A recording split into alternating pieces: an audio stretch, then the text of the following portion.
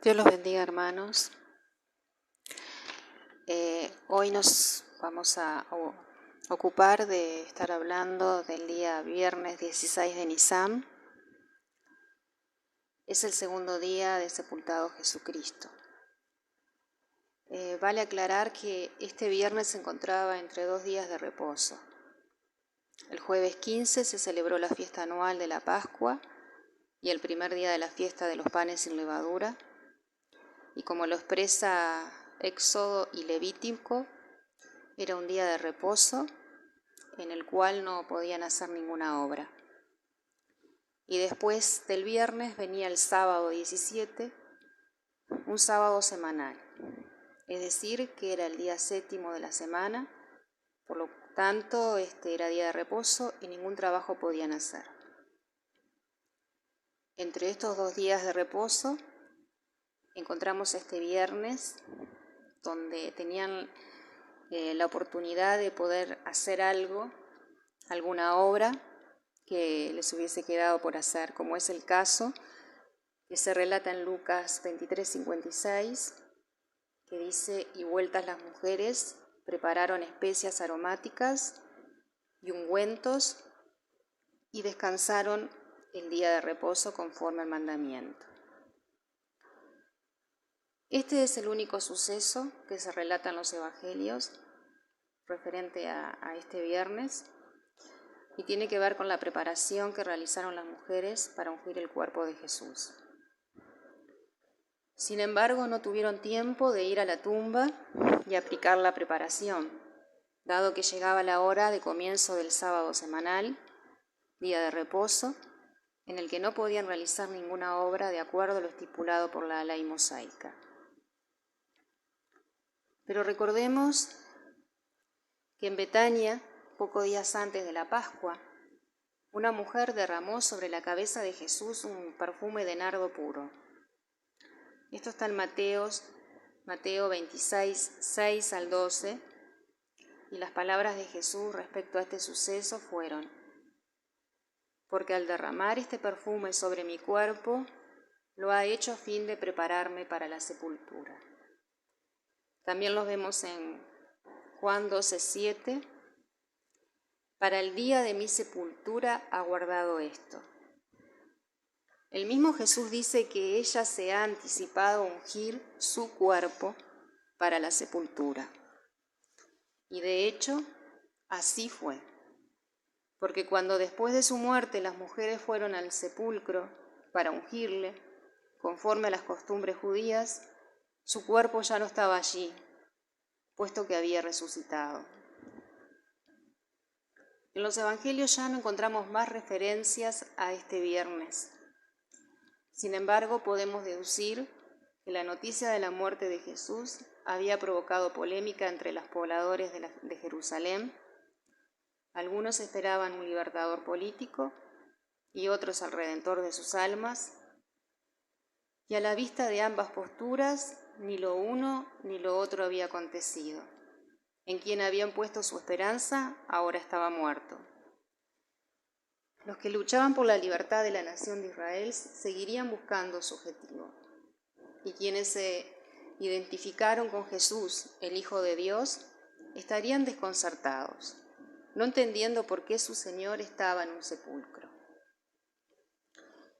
Pero vayamos a Juan 14, versículo 15 al 31, y luego a Juan 16, versículo 16 al 33.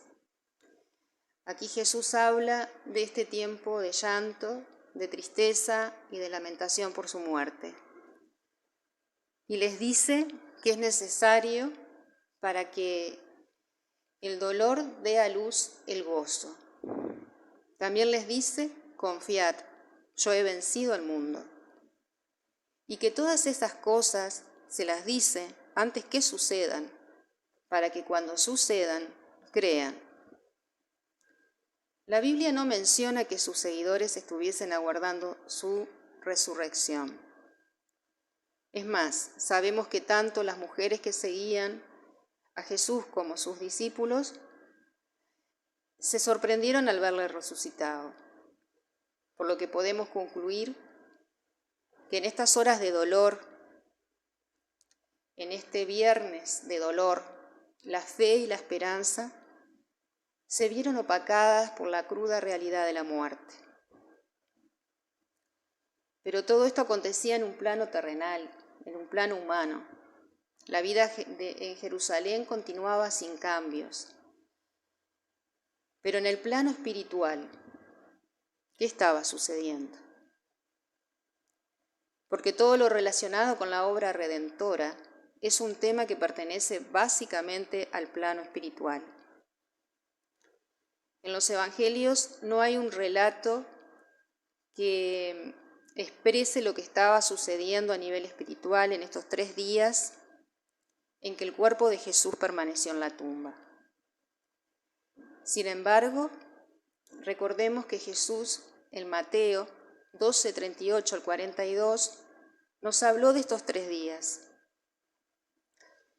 Entonces respondieron algunos de los escribas y de los fariseos diciendo: Maestro, deseamos ver de ti señal. Él respondió y les dijo: La generación mala y adúltera demanda señal, pero señal no les será dada, sino la señal del profeta Jonás. Porque como estuvo Jonás en el vientre del gran pez 3 días y 3 noches, así estará el Hijo del Hombre en el corazón de la tierra 3 días y 3 noches. Esta es la señal de Jonás. Jesús dijo que como estuvo Jonás en el vientre del pez, del mismo modo él iba a estar en el corazón de la tierra. El corazón de la tierra, o Seol, es el lugar a donde van los muertos.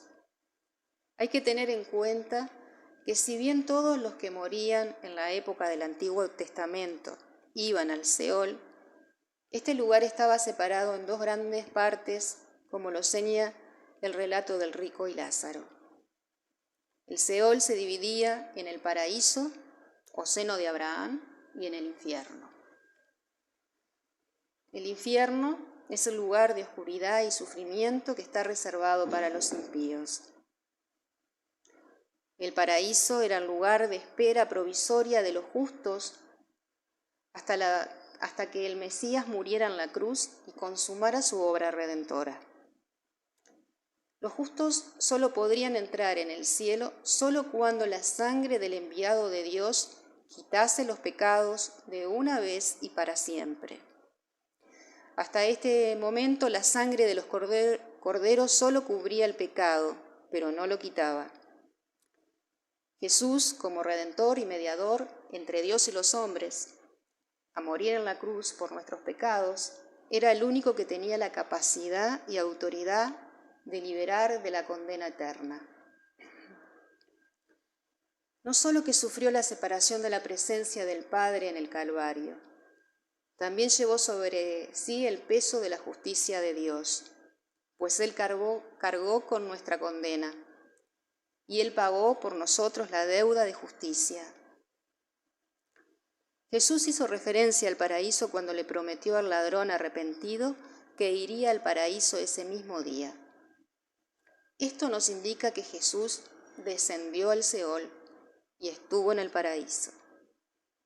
Sin duda que Jesús llegó al Seol como el libertador, como el santo sin mancha, que no puede ser retenido por la muerte, y allí destronó al poder de la muerte. El ladrón creyó y estuvo con Jesús en el paraíso. Su fe y esperanza fue superior al dolor que estaba padeciendo. En el momento más doloroso y decisivo de su vida se entregó al Señor de la vida.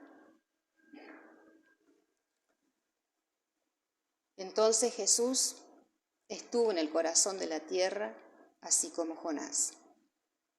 Su cuerpo estaba en el sepulcro y su alma descendió a las profundidades de la tierra. Pablo nos dice en Efesios 4:9 que antes de ascender, descendió a las partes más bajas de la tierra, es decir, al Seol, al paraíso, tal como lo prometió el ladrón. Y en Colosenses 2:14 al 15 nos dice que anuló el acta de los decretos que había contra nosotros, que nos era contraria, quitándola del medio y clavándola en la cruz, y así exhibió públicamente su triunfo en la cruz. Y al descender al infierno, despojó a los principados y a las potestades.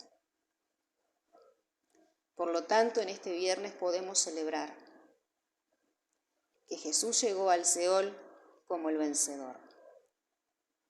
Hermanos, mientras Dios trabaja en el plano espiritual y nuestra vida continúa sin cambios aparentes, debemos sujetar nuestros pensamientos, nuestras emociones y aún nuestras reacciones y nuestras acciones a la promesa de que somos más que vencedores en Cristo Jesús. Si sentimos como Jonás, que se han cerrado los cerrojos sobre nosotros, que nos rodean los abismos, que estamos en angustias, que las olas de la aflicción pasan por nosotros y nos sentimos solos, desechados, sin fuerzas y sin salvación a la vista, clamemos a Dios, porque es Dios quien nos saca de nuestro sepulcro. Cristo ya venció. Él ya estuvo en los lugares más bajos y puede entender nuestra condición. Puede entender nuestro sentir, nuestro dolor. Así que, como hizo Jonás, oremos, utilicemos esta arma espiritual, acerquémonos al sumo sacerdote, pues Él conoce nuestras debilidades y tiene el poder para socorrernos. Y démosle también el lugar de honra que merece en nuestras vidas, agradeciéndole en todo tiempo, como hicieron estas mujeres, como hizo José, como hizo Nicodemo, como hizo esta mujer que derramó su perfume de nardo puro sobre la cabeza del Señor, agradeciendo en todo tiempo, entregando nuestros mejores perfumes en el servicio al que lo dio todo por nosotros. Que Dios les bendiga, mis hermanos, y que esta semana sea una semana de festejo, de celebración y de reflexión para cada uno de nosotros.